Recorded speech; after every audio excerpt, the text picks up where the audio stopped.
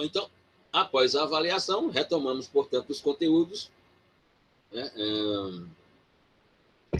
O último que nós tínhamos visto, ou o último tópico desse programa que nós tínhamos visto, foi da investigação criminal, e vimos, portanto, o inquérito policial e a persecução penal. O inquérito policial como fase pré-processual, mas dentro da ideia da persecução penal, e a própria persecução penal com o início do processo, ou seja, com o oferecimento da denúncia, o recebimento da mesma e a instauração do processo crime. Então, vimos lá da investigação criminal, mas voltada fundamentalmente para a ideia do inquérito policial como forma de investigação criminal ou investigação criminal jurídico-científica, digamos assim. Também vimos isso à luz do projeto de lei do novo Código de Processo Penal, que desde ontem, segunda-feira, está em pauta no Congresso, tem sido debatido uma data para votação do novo Código de Processo Penal, e as manifestações são as mais diversas possíveis, críticas, no sentido de que houve uma evolução, mas para outros, uma crítica bem mais incisiva, no sentido de que o novo Código de Processo Penal instaurará um estado de impunidade no direito brasileiro. Enfim, os pensamentos são os mais diversos possíveis. E hoje, retomando, portanto, os conteúdos dessa disciplina, e temos mais 4 ou 5 conteúdos, e dentre esses 4 ou 5 conteúdos, um deles será, como eu me referi anteriormente, será lecionado pelo professor Rosmar Rodrigues Alencar, processualista penal, juiz federal em Alagoas e professor da Universidade Federal de Alagoas também, que será o tópico referente às prisões cautelares, prisão em flagrante, preventiva e provisória, com Rosmar Rodrigues Alencar, no dia 18, aqui nas aulas virtuais da disciplina de Teoria do Processo Penal do CCJ-UEPB, através do canal do NuPod no YouTube. E depois deixarei o link aqui para que todos, portanto, possam armazenar o link, e nos vemos por lá no dia 18. E no tema de hoje é denominado de da relação jurídica e os sujeitos processuais penais. Ou da relação jurídica e os sujeitos processuais, porque envolve fundamentalmente a teoria do processo. E aqui nós partimos de uma ideia da teoria do processo, né, para nos fixarmos especificamente ao que nos interessa, que seria a teoria do processo penal. Portanto, saindo de uma ideia de teoria processual para a ideia de quem são os sujeitos, para a ideia da relação jurídica no âmbito do processo penal. E o que significa tudo isso? E, obviamente, as passagens dessa construção da ideia de relação jurídica e sujeitos processuais no âmbito do processo penal. O que é uma relação jurídica? Quem são os sujeitos processuais ao longo da memória da ideia processual no direito ocidental? E essa relação, sem dúvida alguma, inequivocamente, de uma relação existente entre direito material e direito processual. E no que se refere especificamente, no que vamos ver hoje, no que está lá no Código de Processo Penal, no título 8 do Código de Processo Penal, do artigo 251 ao 281, e que, portanto, todo esse título, na forma de capítulos, vai disciplinar o que é essa relação jurídica processual de natureza penal, de natureza criminal, quem são os sujeitos processuais nesse espaço imaterial denominado de processo penal brasileiro. E, portanto, o decreto 3689 de 1941 tratará sobre tudo isso. E partimos, portanto, da ideia do processo, e é uma ideia não do processo penal, mas da teoria do processo, a ideia do processo como uma relação jurídica, né, ao longo da memória processual no direito ocidental. E o que é essa relação jurídica? E aí a ideia de a relação jurídica dentro do processo penal. Mas nem sempre esteve dentro do processo penal. Nós tivemos relações jurídicas que não estavam dentro do processo penal, e a memória assim demonstra. Mas o processo penal, ele aparece para a relação jurídica como uma evolução no processo civilizatório, não apenas na ideia jurídica. Ou seja, quando nós tínhamos uma relação jurídica e não tínhamos um processo, obviamente que tínhamos um estágio civilizatório, porque essa relação e esse processo não são outros fenômenos que não fenômenos de criação da sociedade e, posteriormente, do Estado. Ou seja, o direito é uma invenção da sociedade. Como dizia Tobias Barreto, negando a ideia de direito natural, como já vimos aqui, porque a ideia de direito natural colocaria, portanto, uma ideia de direito pré-societatis, ou seja, um direito que existiria sem a existência da sociedade, e esse direito, para Tobias Barreto, por exemplo, e para, digamos assim, uma parte do pensamento iluminista, não há sentido, porque não há sentido em falar de direito sem sociedade. Né? Qual seria o sentido de falar, portanto, de direito no estado de natureza? Não há sentido algum. Por quê? Porque o direito é um fenômeno ou um instrumento de construção do próprio processo civilizatório. Ou seja, o direito aqui vai para além do jurídico. O direito aqui vai para uma ideia que rompe a fronteira do pensamento jurídico para uma ideia de um fenômeno construtor, ou se não construtor, mas um fenômeno de contribuição da própria evolução do processo civilizatório. E é esse o papel do direito, né? Tirando, portanto, né, momentos em que nós tínhamos relações de vendetta, como dizem os italianos, ou relações de vingança, para uma relação civilizatória em que os atores, os sujeitos, os intervenientes se multiplicaram. E nessa multiplicação de intervenientes, de sujeitos, de atores, de assistentes, etc., nós temos, portanto, uma renovação do processo civilizatório no mundo ocidental. E aqui nós temos, portanto, a conexão entre relação jurídica e sujeitos processuais. Então, é nesse sentido que nos referimos à ideia do processo e da relação jurídica. A relação jurídica vindo para dentro do processo, né? E não ficando de fora do processo. Então, isso envolve, obviamente, uma memória, seja de um, seja de outro. Uma memória do que é a relação jurídica, do que fora, do que é e do que será no futuro a relação jurídica, e do que é o próprio processo penal em toda a sua memória. Então, seja a relação jurídica estando fora ou dentro desse espaço imaterial denominado de processo, e aqui para nós, de processo penal, a busca não é outra que não a resolução de conflitos. Ou seja, quando eu tenho uma relação social, e aqui repito, porque já falei várias vezes aqui nos encontros com vocês, toda relação social, em algum momento, ela se traduzirá como conflituosa.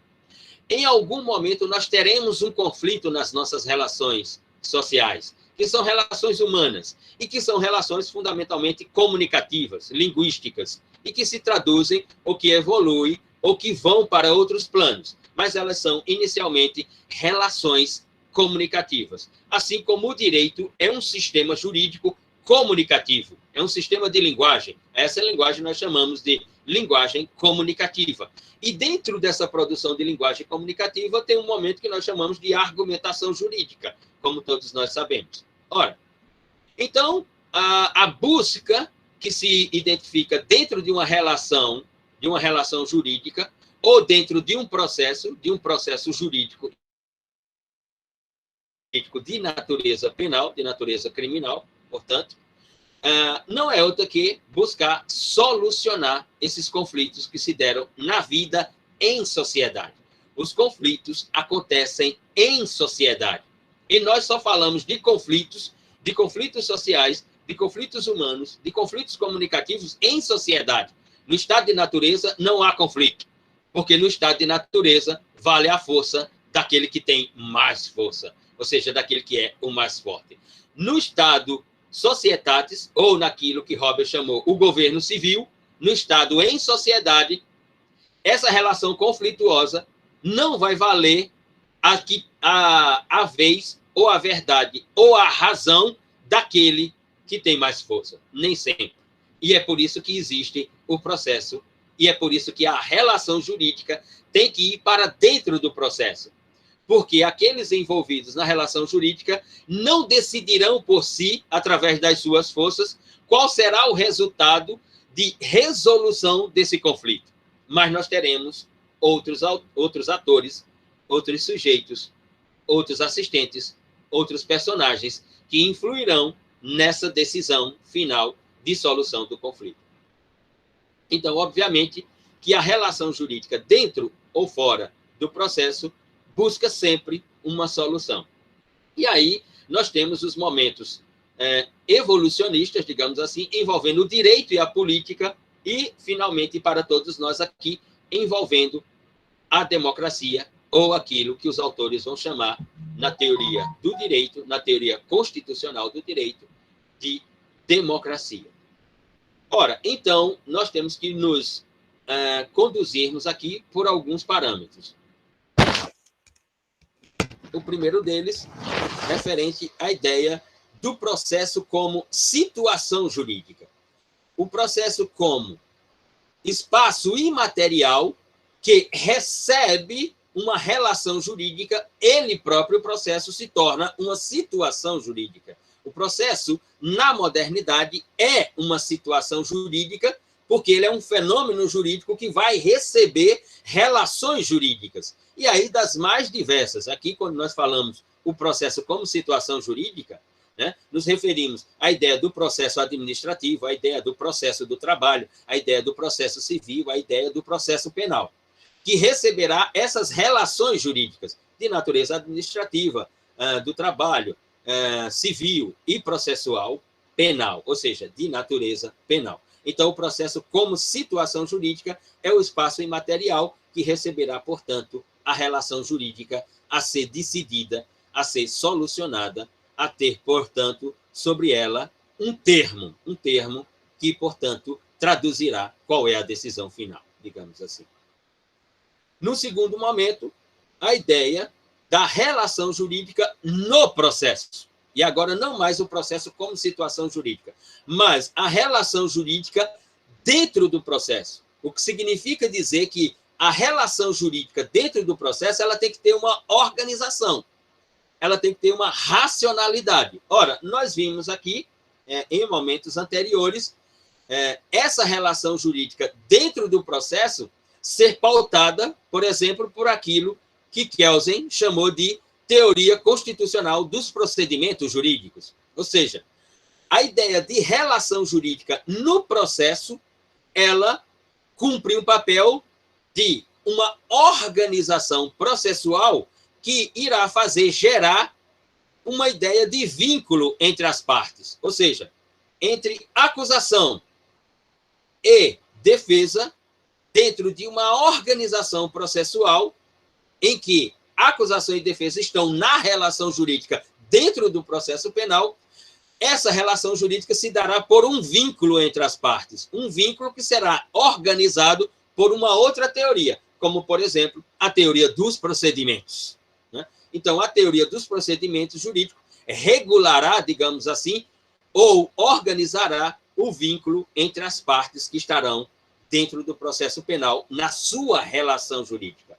Quando houver, portanto, a eleição, quando houver, portanto, a identificação, quando houver, portanto, a identidade de partes, nós teremos uma relação jurídica. Nós teremos uma relação jurídica entre A e B, no mínimo. E depois essa relação jurídica dentro de um processo, dentro de um espaço material chamado direito processual, que poderá ser administrativo, do trabalho, civil ou penal. Para o nosso caso aqui, a ideia é penal, obviamente, pela disciplina na qual nós nos encontramos.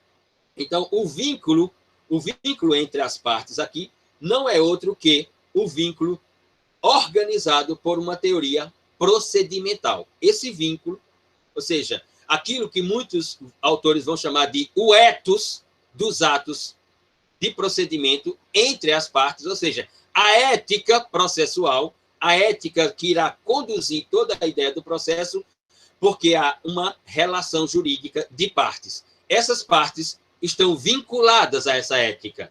A ética que nós podemos chamar aqui, como já disse, uma ética do procedimento, ou uma ética de uma teoria procedimental dentro do processo penal que irá traduzir a relação jurídica. Ora, e aí vocês poderiam perguntar, e qual é o objetivo com tudo isso, Luciano? Ora, só há um único objetivo com tudo isso. Não há outro, não há 2, 3 ou 4. Só há um único objetivo. O objetivo dessa ideia do processo como situação, o objetivo dessa ideia do processo como situação jurídica, o objetivo dessa ideia da relação jurídica no processo como momento de vinculação entre as partes, só tem um objetivo. É a busca pela prestação jurisdicional pretendida pelas partes. Repito, o objetivo é único. Só há um único objetivo. Ele se traduz pela busca da prestação jurisdicional pretendida pelas partes. Ou seja, no nosso caso aqui, o Ministério Público, em regra, busca uma prestação jurisdicional que venha traduzida na prolação da sentença penal de natureza condenatória, de natureza jurídica condenatória. Enquanto que o defensor do acusado, do réu, busca uma prestação jurisdicional, né, que é a sua pretensão de uma prolação de sentença penal absolutória. Então, esse é o único objetivo. E, obviamente, o objetivo como único vai ter uma ideia ou uma estética conforme a posição da parte na relação jurídica dentro do processo penal.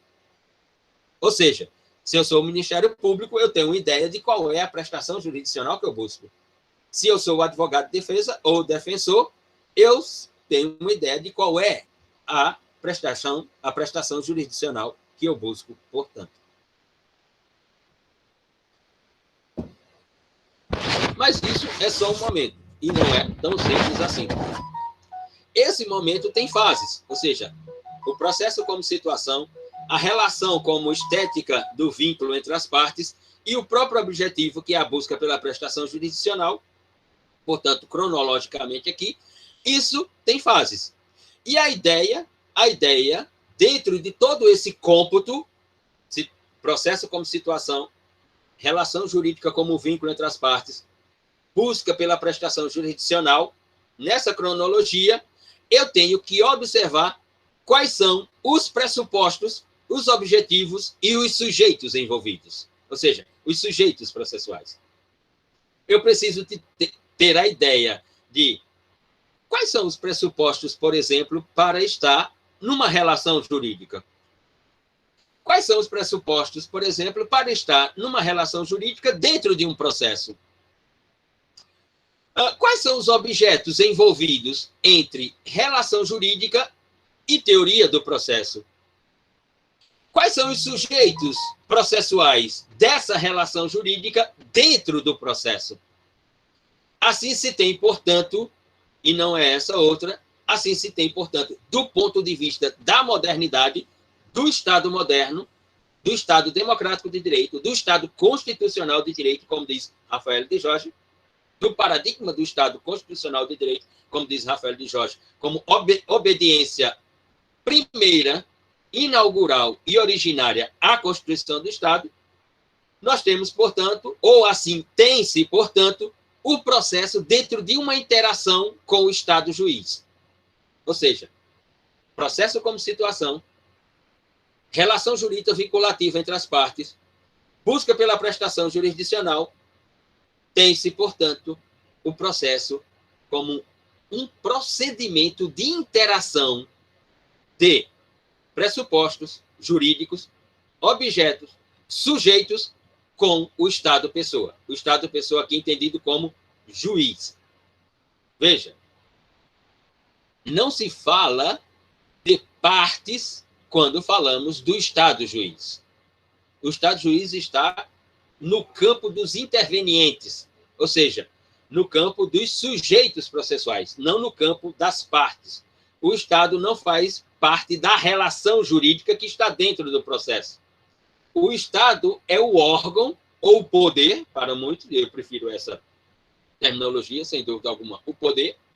O Estado é o poder legitimado para a prestação jurisdicional apresentada em forma de pedido, seja pela acusação, seja pela defesa. Portanto, a relação jurídica é entre as partes. órgão acusador ou o acusador e o defensor ou a defesa técnica ou o advogado de defesa. Essas são as partes da relação jurídica. O Estado está observando a relação jurídica porque ele é o organizador do processo penal, como nós já vimos, de natureza acusatória.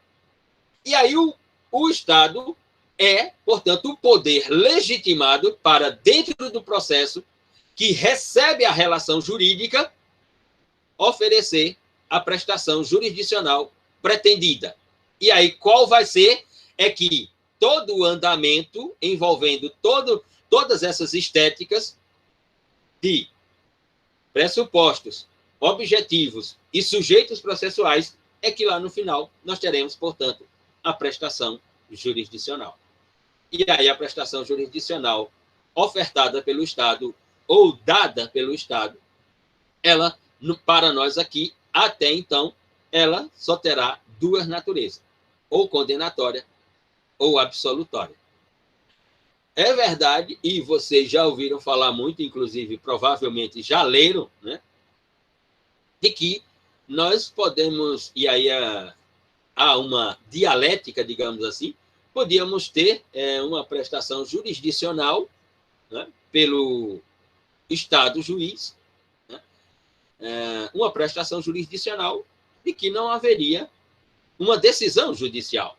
E essa decisão judicial, que não é nem condenatória, nem absolutória, né, que é o denominado ANPP, o Acordo de Não Persecução Penal, trazido lá pela Lei 13.964 de 2019, importado do sistema da Common Law, que é uma forma de acordo dentro, e aí não é uma afirmação, dentro de um processo penal? Não. O ANPP, o Acordo de Não Persecução Penal, está no que nós vimos no tópico anterior ao que nós estamos vendo a partir de hoje. Está lá nos procedimentos de investigação, ou está lá naquele tópico denominado da investigação criminal. E quando ocorre a investigação criminal, quando finaliza-se a investigação criminal, ou quando se tem, digamos assim, subsídios, né, subsídios suficientes na investigação criminal, o órgão acusador propor ao investigado uma forma de acordo que até então não era prevista no nosso direito. É verdade, e alguns de vocês poderiam até se manifestar assim, Luciano, peraí, Luciano. Era prevista sim. Era prevista sim. Você está equivocado, Luciano. Eu acho que alguém aqui até já se manifestou. Na hora que eu disse, peraí, vamos no chat aqui, Adaules.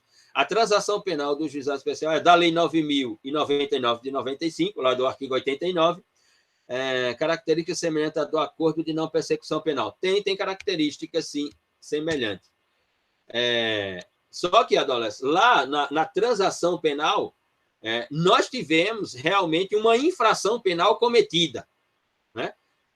Ali nós temos uma infração penal cometida. No caso do Acordo de Não Persecução Penal, nós temos uma investigação apenas.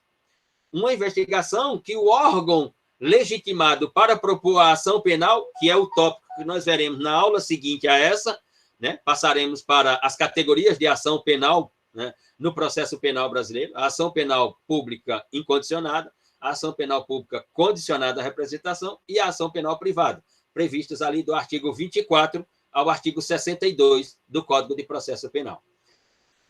No caso da Lei 9.099 de 95 e do seu artigo 89, a transação penal ela se dá à luz de uma ação praticada, de uma ação consumada, ação interpretada, ação esta interpretada como uma conduta típica prevista numa norma penal de natureza tipológico-criminal, ou seja, um crime ou delito. No caso do acordo de não persecução penal, eu tenho uma investigação criminal, né, em que o investigado ele é, portanto, observado como o autor da conduta. Mas nós não temos, né, por parte do órgão acusador, nós não temos, digamos assim, a formalidade de uma acusação de que ele é realmente o autor da conduta. mas o órgão acusador propõe o acordo por interpretar que há subsídios jurídicos de natureza investigativa criminal que comprovam que ele seria o autor da conduta.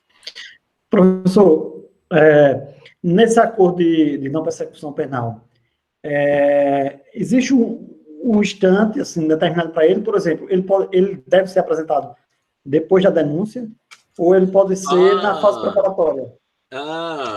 E outra coisa, ele subentende também que você, de certa forma, você também está admitindo uma certa culpa, né? Porque se você submete a fazer o acordo, de certa forma, você vai fazer um acordo de uma coisa que não existe, né? Não havia sentido. Então, há elementos na denúncia ali que vai fazer com que você, pelo menos, reconheça parte ali eu digo, a pessoa do acusado, né?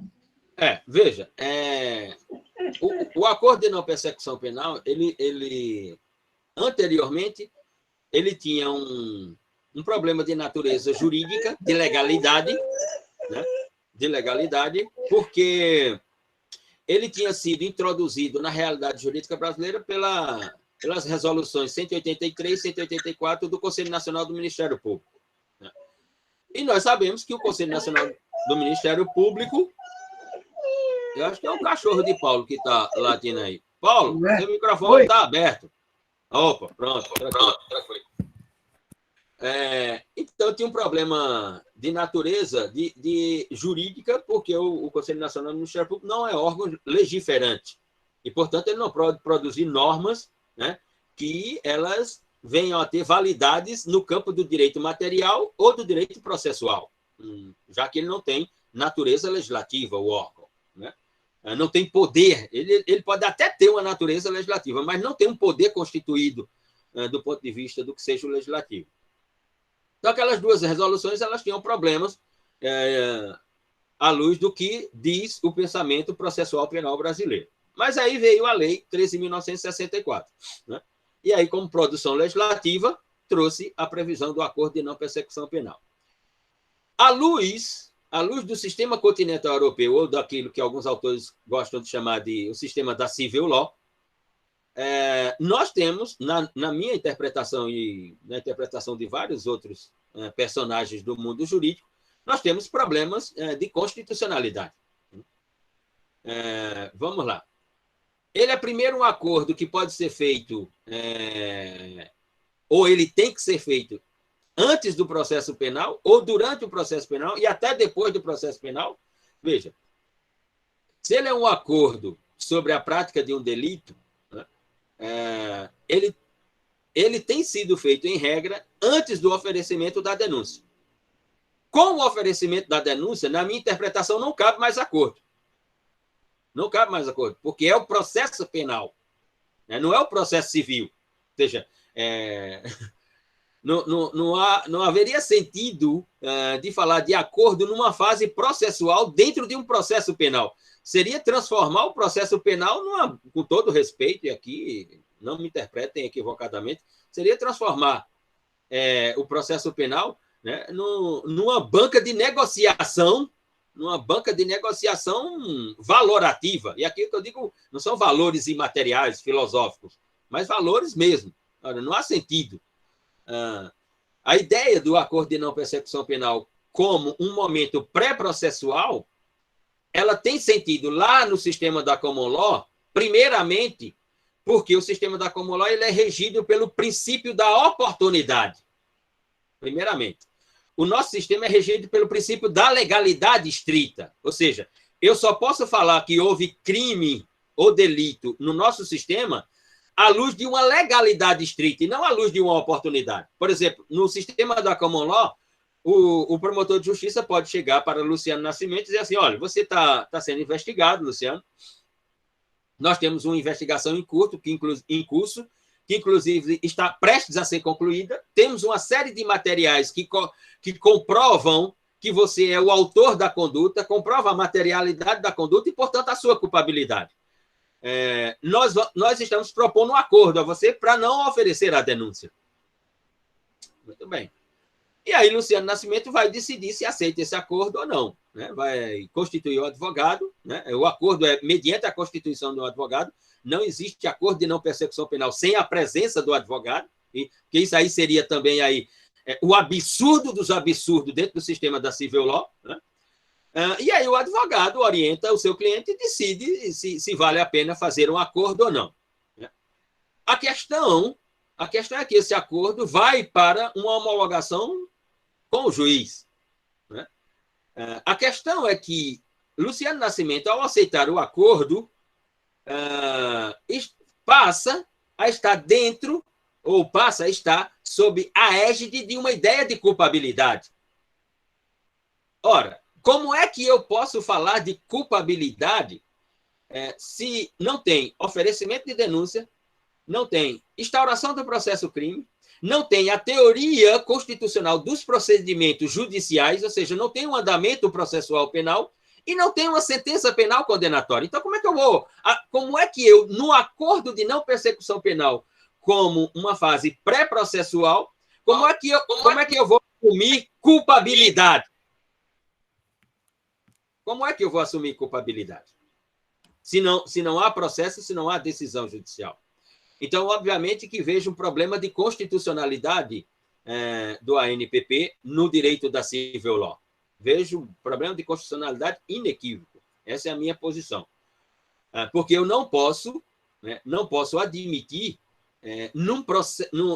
numa ideia de relação jurídica, que nós estamos adentrando hoje no tema, numa ideia de relação jurídica, em que essa relação jurídica ela se dará numa fase pré-processual, porque eu tenho um órgão investigativo, que é a Polícia Judiciária, e eu tenho um órgão acusador, que é o Ministério Público, e do outro lado eu tenho um investigado e o seu defensor ou o seu advogado da defesa técnica.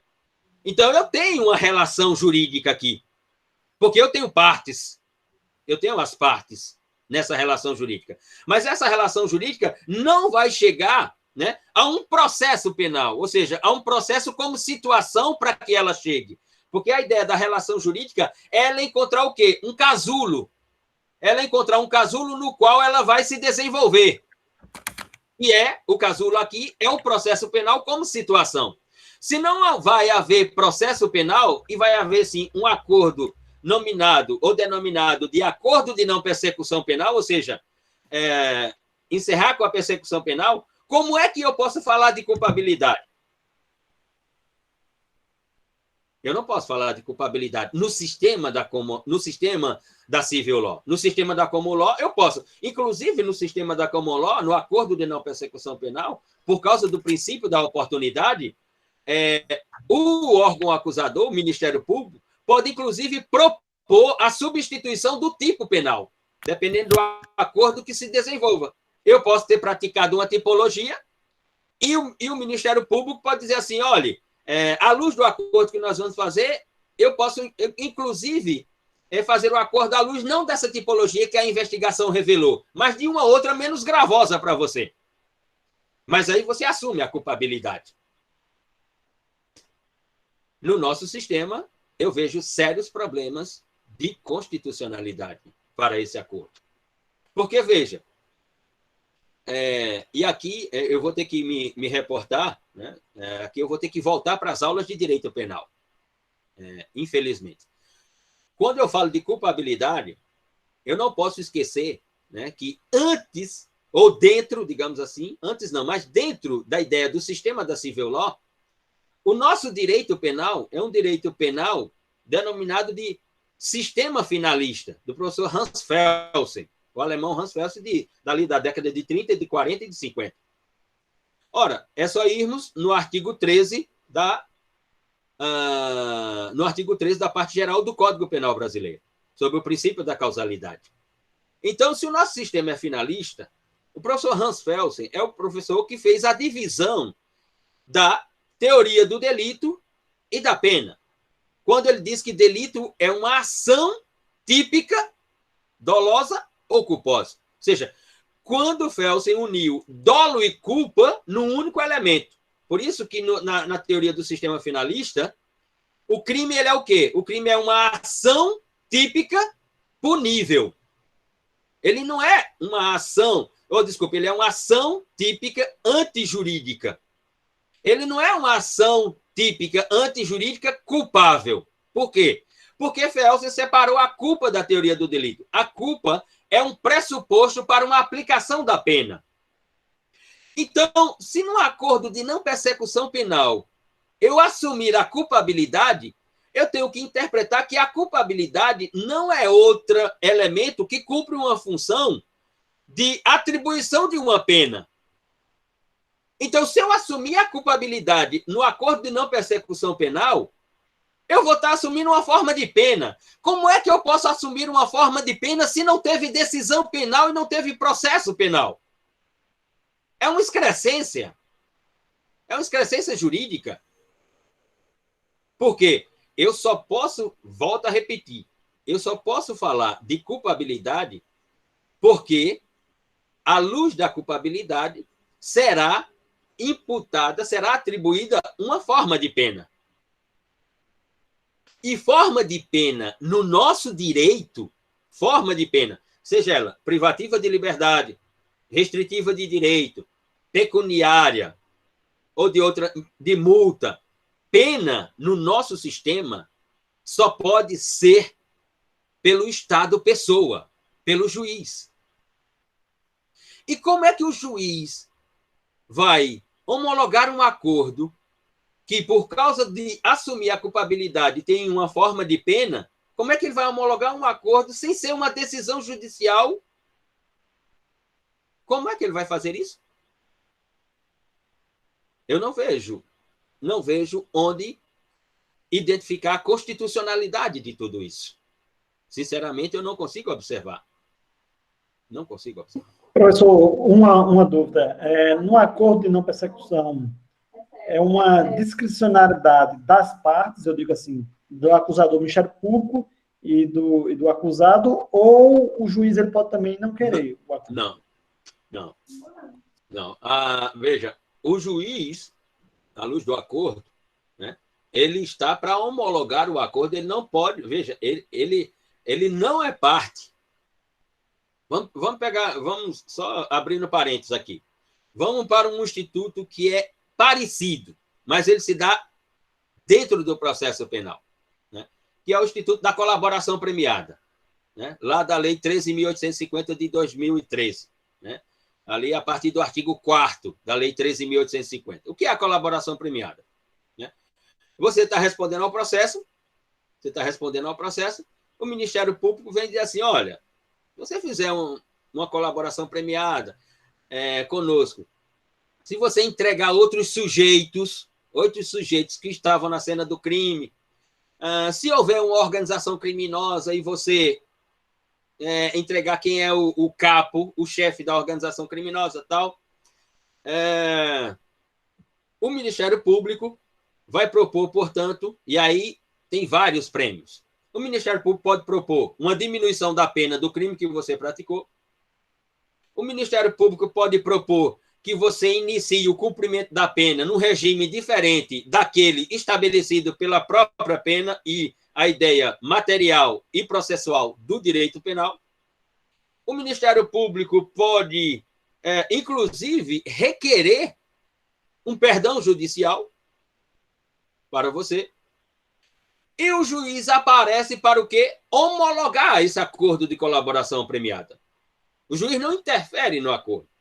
Aliás, nós tivemos problemas seríssimos na colaboração premiada exatamente porque o juiz conduzia a colaboração premiada. Eu estou me referindo aqui às colaborações premiadas realizadas durante a investigação criminal denominada de Lava Jato, em que o juiz ele aparecia para propor o que tinha que ter na colaboração premiada. E o Supremo Tribunal Federal, né, simplesmente anulou todas aquelas colaborações premiadas porque entendia que, à luz, né, do que está ali a partir do artigo 4º da Lei 13.850 de 2013, o juiz está para homologar a colaboração e não para dizer como tem que ser o acordo. O acordo é levado ao juiz e o juiz homologa ou não.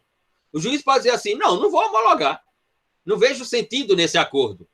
Mas ele não tem que se pronunciar Ele não tem que fundamentar, né, a sua decisão de não homologação do acordo. No caso do ANPP, do Acordo de Não Persecução Penal, eu interpreto que o juiz não pode interferir no acordo. Né? Porque, sinceramente, se o juiz tiver que interferir no acordo, ele não vai fazer acordo algum, porque ele não vai poder reconhecer culpabilidade em algo que não tem processo. Então, como é que vai ficar a situação do juiz? Ele diz assim, não, esse acordo aqui não, mas se vocês colocarem isso no acordo, eu homologo o acordo. Já interpreto que é um absurdo a partir desse ponto. Porque não nos esqueçamos do inciso 57 do artigo 5º da Constituição, né? De que a pena ela só pode ser executada... A interpretação que se faz daquele inciso, ela no Brasil gera uma confusão geral. A pena só pode ser executada quando não houver mais possibilidade de recurso. Ou seja, sobre a sentença não há mais recurso. E aí chamamos isso de trânsito em julgado. O que nós assistimos no inciso 57 do artigo 5º é que a pena só poderá ser executada quando não houver mais dúvida sobre a culpabilidade do sujeito ativo do delito. E mais dúvida sobre a culpabilidade do sujeito ativo do delito não cabe mais recurso. Então, se não cabe mais recurso, meu querido, então agora você é culpado mesmo. Então, como você é culpado, a pena tem que ser executada. Ora, então como é que eu vou ter uma culpabilidade no acordo de não persecução penal que não tem oferecimento de denúncia? Volto a repetir. Não tem teoria dos procedimentos judiciais, não tem um processo para se desenvolver e não tem uma sentença penal condenatória. Como é que eu vou poder reconhecer culpabilidade aí? Alguém se manifestou aqui. Silvio. Inciso da discórdia e de leitura obtusa da Constituição. Pode ser, Silvio. Sim, pode ser. Então... Aldalés, não vejo, assim, vejo problemas de constitucionalidade, mas muitos processualistas no Brasil não vê. Eu penso que, e aqui estou sendo muito sincero e com todo respeito a todos aqui que estão na sala, que querem ser advogados e tal, acordo de não persecução penal é muito bom para o advogado, mas para o cliente dele não. Mas para o advogado é ótimo. E por que você vai não sei nem por que é ótimo para o advogado. Ora, porque vai se encerrar tudo ali, ele vai receber os honorários dele rapidamente, mas quem vai ficar com a culpabilidade é o cliente dele. É como antes da pandemia, a gente participava dos seminários, dos congressos, e eu dizia, né? Eu dizia que o acordo de não persecução, e à luz do que dizia as resoluções 182 e 183 do Conselho Nacional do Ministério Público. Diz assim, para o advogado é ótimo, porque ele ganha dinheiro, né? Todos têm que ganhar dinheiro. Não sou contra quem ganha dinheiro, não. Pelo contrário, eu gostaria de saber ganhar dinheiro. Não sei, mas isso é um problema meu, isso é outra história. As pessoas têm que ganhar dinheiro. Mas só que o cliente dele fica com a culpabilidade. Ou seja, com todo respeito, devido respeito, máximo respeito, como é que você é advogado e vai assumir que seu cliente é culpado sem ter um processo para fazer um acordo?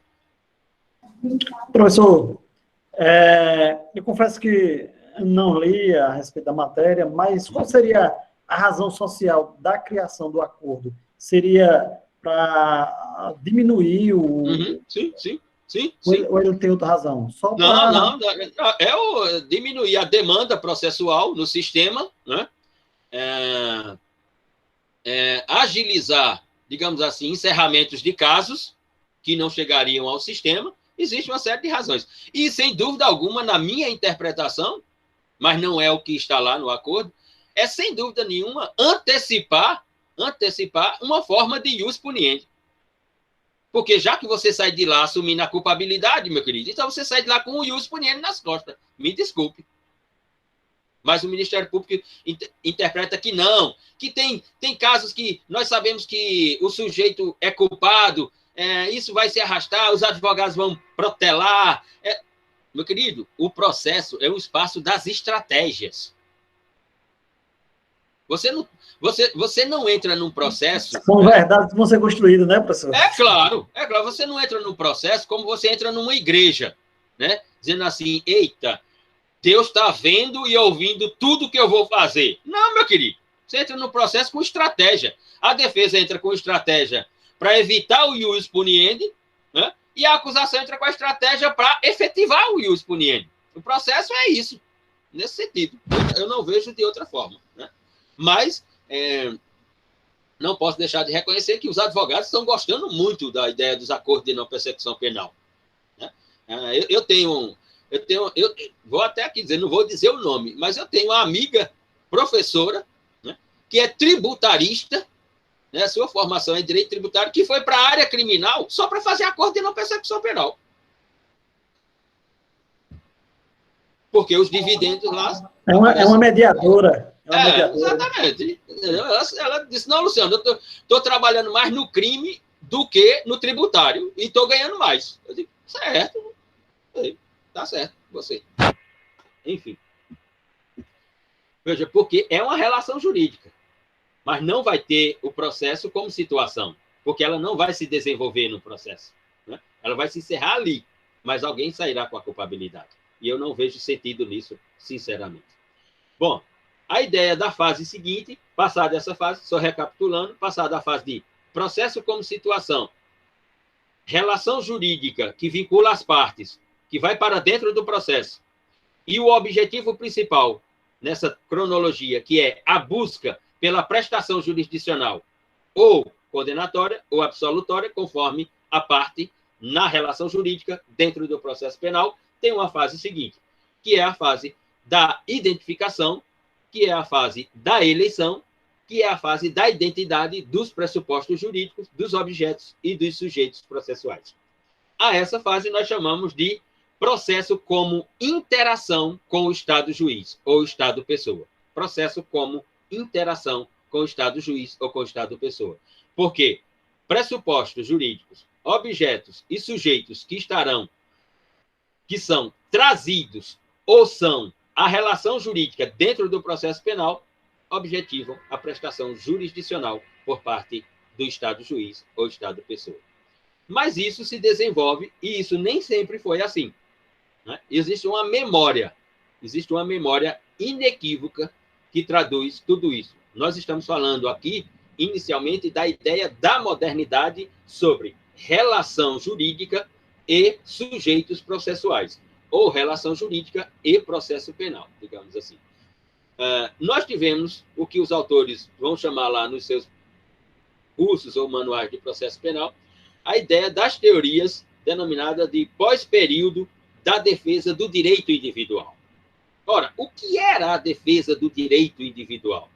Nada mais era do que a ideia da autotutela, ou seja, uma ideia que pode ser chamada de vingativa, ou uma ideia que pode ser chamada de vendetta, ou seja, ou uma ideia que essa relação ela se traduzia por um momento em que a solução não era buscada, ou seja, a solução ela era trazida por uma das partes, e ali se encerrava a relação jurídica, na autotutela, né?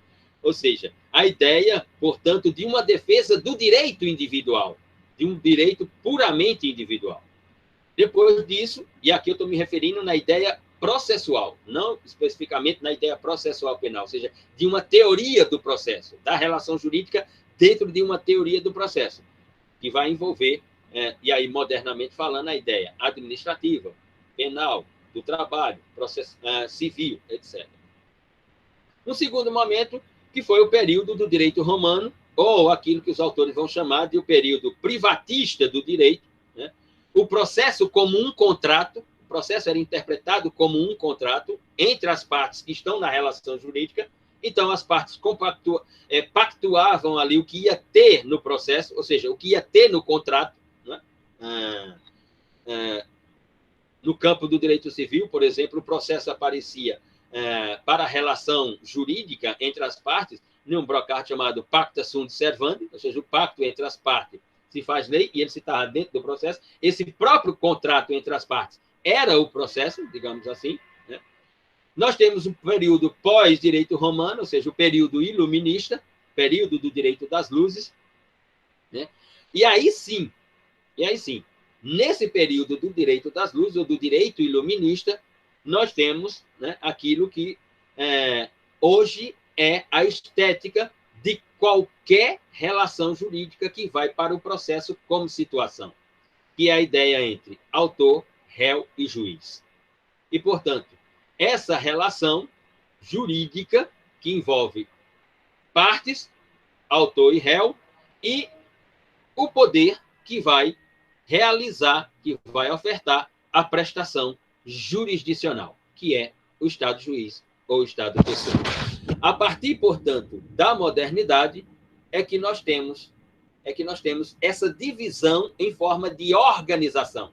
Com a modernidade eu tenho definitivamente a organização do processo como situação para receber a relação jurídica. E com o recebimento da relação jurídica, a própria instauração do processo. E aí vai depender da natureza, administrativa, civil, trabalho ou penal. E aí nós temos categorias processuais, ou diria, categorias de intervenientes processuais. No nosso caso específico, e agora especificamente para a ideia do processo penal, o nosso Código, o Decreto 3689 de 1941, no título 8, que vai do artigo 251 ao 281, vai traduzir, portanto, o que são os sujeitos processuais penais. Nós tratamos aqui de intervenientes processuais para uma divisão entre participantes e sujeitos processuais. Teríamos participantes processuais e sujeitos processuais. Essa divisão ela é feita no direito português. A ideia do direito de Portugal ou do direito português é construir uma divisão entre participantes e sujeitos processuais. Não só em Portugal. Na Alemanha, nós também tivemos essa divisão. Para o nosso caso aqui, segundo o nosso Código de Processo Penal, segundo o título 8, nós temos sujeitos processuais penais. Ou seja, nós temos esses sujeitos traduzidos pelo juiz, pelo Ministério Público, pelo acusador e defensor, né? E os assistentes e auxiliares da justiça. Nós temos, portanto, todos esses intervenientes interpretados como sujeitos processuais. Sujeitos processuais não significa relação jurídica entre partes. Nós vamos falar de relação jurídica entre partes dentro dos sujeitos processuais ou dentro dos intervenientes. Quando nós falarmos, por exemplo, na relação jurídica, nós podemos falar que estão na relação jurídica o órgão acusador ou o Ministério Público, o defensor ou o advogado de defesa e os assistentes estão, portanto, na relação jurídica. Como sujeitos processuais, aí nós temos o juiz, os auxiliares da justiça, e que para muitos processualistas sai de juiz, passando por auxiliares da justiça, chegando até os peritos. Mas para outros, peritos não fazem parte dos sujeitos processuais. Os peritos estariam como auxiliares da justiça. Outros processualistas vão dividir auxiliares da justiça e peritos. Portanto, nessa ideia do processo como situação, do processo unicamente como situação, eu tenho, a partir do artigo 255, a organização do processo como situação para receber a relação jurídica. No nosso caso aqui, uma relação jurídica de natureza criminal. E aí, no título 8, ele inaugura exatamente com a função do juiz no artigo 251.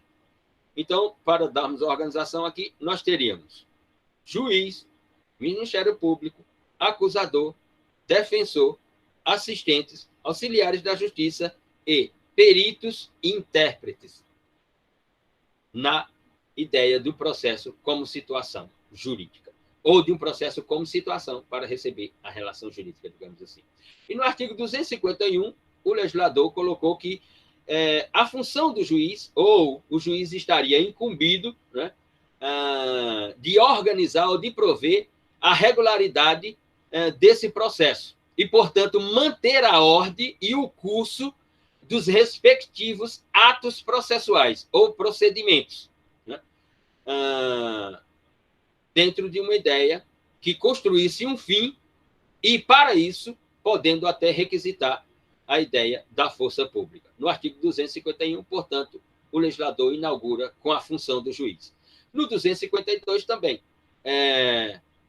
estabelecendo fronteiras para a ideia do labor judicante, digamos assim, para a ideia dos atos judicantes, em que o juiz não poderia ou não poderá exercer a jurisdição no processo em que, e aí o legislador enumera lá, portanto, a ideia da prestação jurisdicional ou quando a prestação jurisdicional não pode acontecer, ali a partir do artigo 252.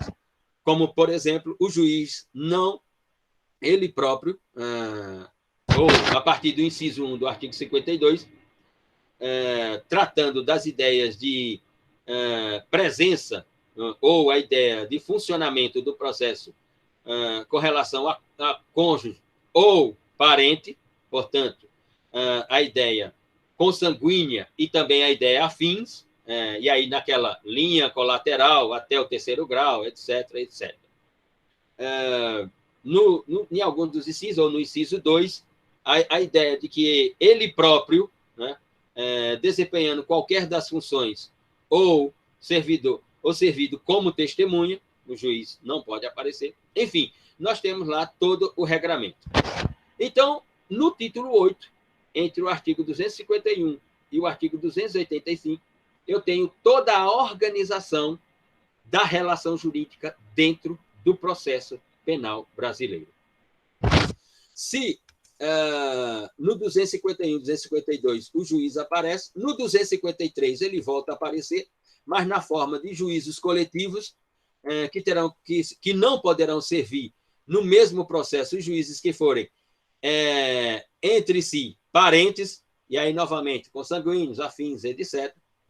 No 254, o legislador vai tratar de que o juiz dá-se-á suspeito, o juiz se dá-se-á suspeito, e se não o fizer, poderá ser recusado por qualquer das partes, e essa ideia de suspeito nós tivemos recentemente um caso no direito brasileiro, né, sobre a suspeição do juiz.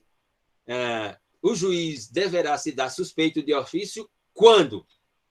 Quando é que o juiz poderá aparecer na cena processual e dizer dou-me como suspeito? Ora, se o juiz for amigo, né, ou inimigo capital de qualquer um das partes da relação jurídica, de qualquer uma das partes da relação jurídica, acusação ou defesa, se ele, o juiz, ou seu cônjuge, ascendente ou descendente, estiver respondendo o processo por fato análogo, sobre cujo caráter criminoso haja controvérsia, se ele, seu cônjuge ou parente, consanguíneo, afins, etc., até o terceiro grau, inclusive, sustentar demanda ou responder que tenha de ser julgado por qualquer das partes, se tiver aconselhado qualquer das partes, se tiver aconselhado qualquer das partes, se for credor, devedor, tutor ou curador de qualquer das partes, se for sócio, acionista ou administrador de sociedade interessada no processo, então eu tenho todas as previsões as quais ensejarão a suspeição do juiz e que ele deve se declarar suspeito. No 255, o legislador trouxe a previsão acerca de impedimento ou suspeição decorrente de parentesco. E aqui é uma questão específica, ou seja, aqui tem um princípio da especialidade. Eu vou ter impedimento ou suspeição do julgador, ou do Estado juiz, ou do Estado pessoa, decorrente de parentesco por afinidade, que, portanto, terá uma ideia de cessação pela dissolução de casamento, etc. e tal. No 255 eu tenho não só a suspeição, no 255 eu tenho também o impedimento. No 256 eu tenho a suspeição que não poderá ser declarada nem reconhecida quando a parte injuriar o juiz ou de propósito der motivo para criá-la. Ou seja, no 256 estabeleço uma fronteira para a ideia de suspeição lá do 254. Ou seja, não haverá suspeição se essa suspeição foi provocada por uma das partes. Provocada aqui no sentido de construída, né? Construída uma realidade de suspeição. É nesse sentido. Sobre o Ministério Público como parte, né? No artigo 257, o legislador, portanto, elenca qual é a função do Ministério Público e o que cabe ao Ministério Público, né? A ele promover privativamente a ação penal pública na forma estabelecida pelo próprio Código de Processo Penal. Isso nós veremos na aula seguinte, as categorias de ação penal. Assim como está lá, cabe ao Ministério Público a fiscalização e da execução da lei penal e da própria lei processual penal. Mais adiante, no artigo 258, o legislador estabelece os órgãos, né, trata sobre os órgãos do Ministério Público que não funcionarão nos processos em que o juiz ou qualquer das partes for seu cônjuge, parente, consanguíneo, afins, etc. A partir do 259, até o artigo 267, o legislador vai disciplinar o papel e as funções do acusado e do defensor, o que cabe ao acusado e o que cabe ao defensor, disciplinando, portanto, todos os atos processuais a serem praticados no processo pelo acusado e o seu defensor constituído. A partir do 268, o legislador constrói as previsões para os assistentes de acusação, assistentes de defesa ou do defensor. E no 274, a ideia dos funcionários da Justiça, e aí sim, especificando quanto à presença dos funcionários da Justiça, conectada com a ideia de prescrições sobre suspeição do juiz, que devem ou podem ser estendidas aos serventuários da Justiça, aos serventuários e funcionários da Justiça, no que lhe for cabível ou aplicável à luz das funções a serem praticadas por esses assistentes no processo penal, dos funcionários no processo penal. Dos funcionários no processo penal. E a partir do 275, né, o legislador constrói a previsão sobre a figura dos peritos e intérpretes no processo penal. Volto a repetir. Alguns autores processuais penais interpretam que os peritos não fariam parte daquele rol que nós temos como juiz, como Ministério Público ou órgão acusador, como acusado, réu, como defensor, como os assistentes e os próprios auxiliares da Justiça ou funcionários da Justiça. Os peritos e intérpretes não estariam nesse rol, mas para outros processualistas, eles estão presentes, compõem todo o rol. E as previsões sobre as funções dos peritos e dos intérpretes estão ali a partir do artigo 275 até o artigo 281 do Código de Processo Penal. Então, sobre relação jurídica e sujeitos processuais, são todos esses que nós temos no nosso direito processual penal, disciplinado pelo Código de Processo Penal. Ou seja, fazendo a diferenciação ou a distinção entre relação jurídica e sujeitos processuais penais. Nem todos os sujeitos processuais penais estarão dentro da relação jurídica, mas todos os sujeitos processuais penais estarão dentro do processo como situação.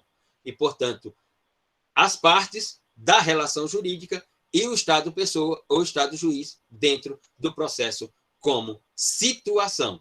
Portanto, o processo como o momento ou o estado imaterial das resoluções de conflitos, buscando ou objetivando sempre a prestação jurisdicional. Prestação jurisdicional é essa que, no nosso caso, volto a repetir, e para concluir, ela terá duas naturezas, ou a condenatória ou a acusatória. No caso do ANPP, do Acordo de Não Persecução Penal, não vou interpretar como uma prestação jurisdicional dentro da ideia processual. tenho ali uma relação jurídica entre acusador, órgão acusador e acusado, portanto, entre Ministério Público e defensor ou advogado de defesa, mas quando o Estado juiz aparece ou quando o Estado pessoa aparece ali, é para homologar um acordo e não uma prestação jurisdicional no sentido clássico do direito da civil law ou continental europeu. Porque, nesse sentido clássico, eu preciso de uma decisão jurídica para a relação jurídica que está dentro do processo penal. Como não houve processo penal, não pode haver uma decisão jurídica para aquela relação jurídica. Só pode haver uma homologação daquele acordo proposto pelo órgão acusador. Mas que, na minha interpretação, tem sérios problemas de constitucionalidade, mas que, na interpretação de muitos outros, não tem problema algum de constitucionalidade. E aqui a gente finaliza, portanto, a ideia de relação jurídica e de sujeitos processuais dentro do processo como situação para a prestação jurisdicional pelo Estado pessoa ou Estado juiz. E o próximo tópico que nós veremos é o da ação processual penal nas suas categorias. E podemos iniciar, portanto, a ideia da ação processual penal pelo conceito. Né? E o que é uma ação processual penal? Né? E nós vamos ver que ela está prevista ali do artigo 24 ao artigo 62 do Código de Processo Penal. E aqui eu abro espaço para que possam se manifestar sobre a ideia do conceito de ação. Qual é o conceito da ação processual penal? O que é uma ação processual penal?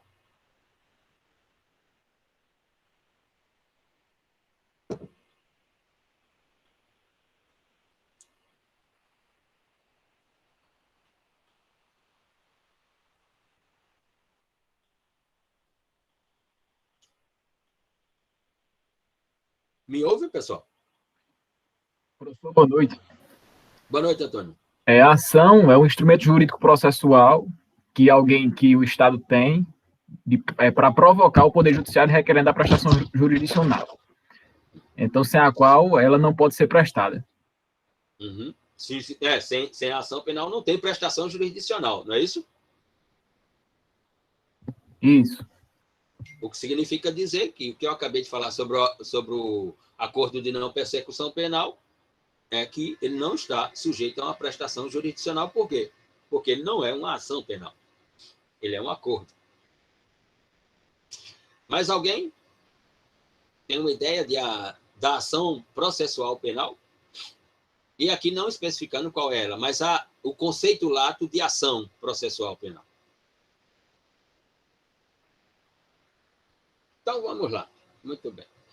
Quando falamos de ação processual penal, iniciando lá no artigo 24 do Código de Processo Penal, do Decreto 3689, a ação penal não é outro fenômeno que uma série de categoria de direitos. E é assim que nós conceituamos e definimos a ação penal, ou a ação processual penal. A ação processual penal, do ponto de vista conceitual e da definição, ela é a reunião de categorias de direitos. Em que sentido, Luciano? A partir do artigo 24 do CPP. A ação processual penal, como conceito, é primeiramente o direito autônomo. O que significa? Que é o direito do autor.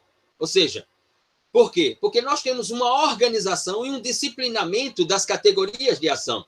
Então, eu tenho a ação penal pública incondicionada, e que eu tenho um titular específico.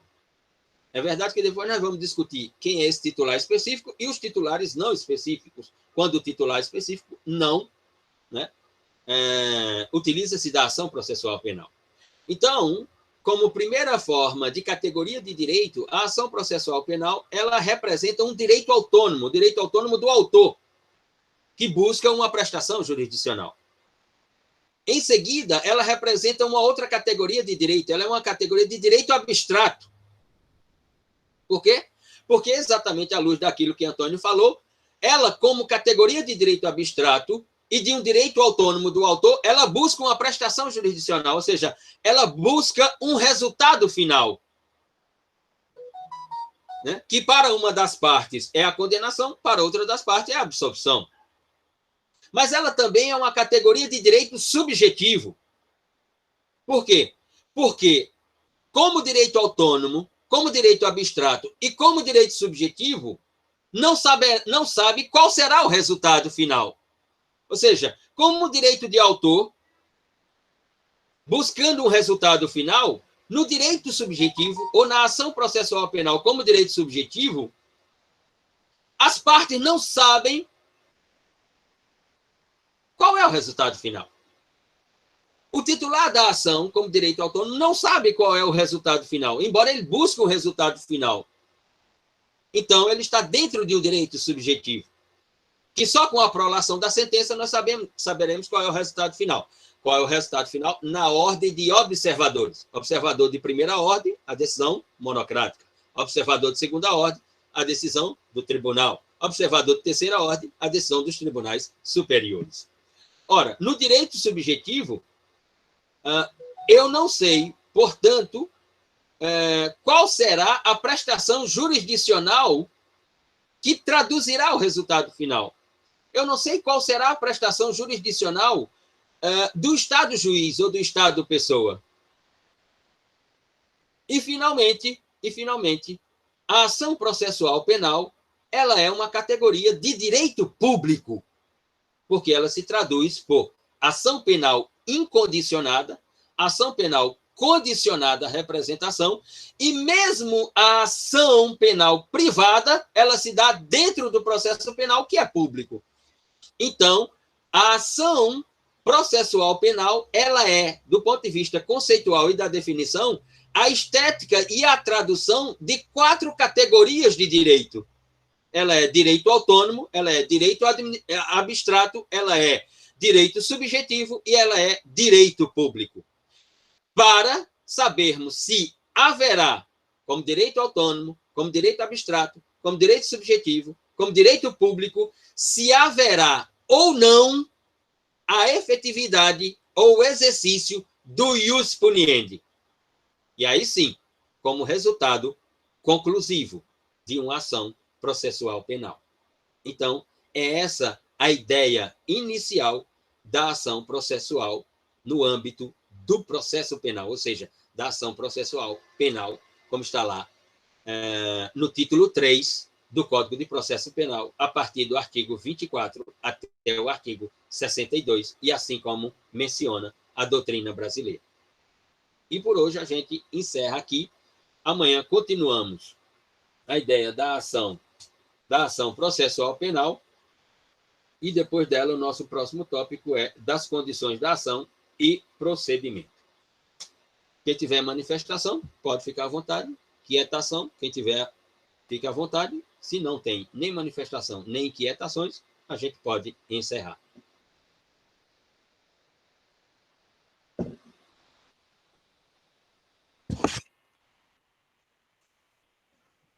Boa noite. Boa noite a todas e todos.